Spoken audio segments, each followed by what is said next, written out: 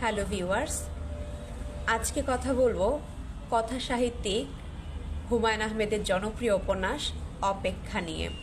ইতিমধ্যে বইটি পড়ে শেষ করলাম। এ ধরনীতে কত শত অপেক্ষা। মানুষের বেঁচে থাকার জন্য অপেক্ষা নামক ব্যাপারটি খুব প্রয়োজন। মানুষের বেঁচে থাকার টনিক হচ্ছে অপেক্ষা।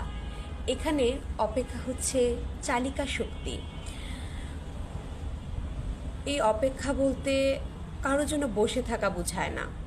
এই অপেক্ষা মানে কঠিন পরিস্থিতিতে যে আশা বা অপেক্ষা আমাদের শক্তি যোগায় সেটা। যেমন কোনো একজন অসুস্থ ব্যক্তি হয়তো অপেক্ষা করছে সুস্থ হওয়ার জন্য, কোনো একজন বেকার হয়তো অপেক্ষা করছে ভালো চাকরির জন্য, কোনো একজন প্রিয়জন হারানো মানুষ হয়তো অপেক্ষা করছে তার ব্যথাটা দুঃখটা কমে যাওয়ার জন্য। বেঁচে থাকার টনিক টনিক হলো যা শরীরে শক্তি যোগায়, শরীরকে সতেজ করে। তেমনি আশা হলো কোনো একটা ইতিবাচক পরিবর্তন ঘটার একটা অপেক্ষা। ওই অপেক্ষাই হচ্ছে আশা। যখন মানুষের জীবনে কঠিন পরিস্থিতিতে চলে আসে, তখন সেই কঠিন পরিস্থিতিতে হাল ধরে রাখার জন্য, সেটা সামাল দেওয়ার জন্য এই অপেক্ষা আমাদের সাহায্য করে। তেমনি অপেক্ষা উপন্যাসটিতে মূল যে বিষয়বস্তু ছিল, সেখানে তার অপেক্ষা উপন্যাসের প্রধান যে চরিত্রগুলো, তারা প্রত্যেকেই কোনো না কোনোভাবে একটা ইতিবাচক পরিবর্তনের অপেক্ষা করে। আর এই অপেক্ষাই তাদেরকে, তাদের সম্পর্কগুলোকে, জীবনের সংগ্রামগুলোকে জয় করার জন্য বা জীবনে বেঁচে থাকার জন্য তাদেরকে শক্তি যোগায়। এই অপেক্ষাটা আসলে কে কার জন্য অপেক্ষা করছে? পড়লে মনে হতে পারে যে কোনো প্রেমিকা কোনো প্রেমিকের জন্য অপেক্ষা করছে, না কোনো প্রেমিক। ব্যাপারটা তেমন নয়। এই অপেক্ষা উপন্যাসের কেন্দ্রীয় চরিত্র সুরাইয়া নামে এক নারীর। সুরাইয়া হচ্ছে তার স্বামী হাসানুজ্জামানের জন্য অপেক্ষা করছে। হঠাৎ করেই রহস্যজনকভাবে তার স্বামী হাসানুজ্জামান নিখোঁজ হয়ে যান। তখন থেকে ফুটে ওঠে যেখানে ভালোবাসা এবং মানসিক সংগ্রামের একটা চিত্র ফুটিয়ে তোলা হয়েছে।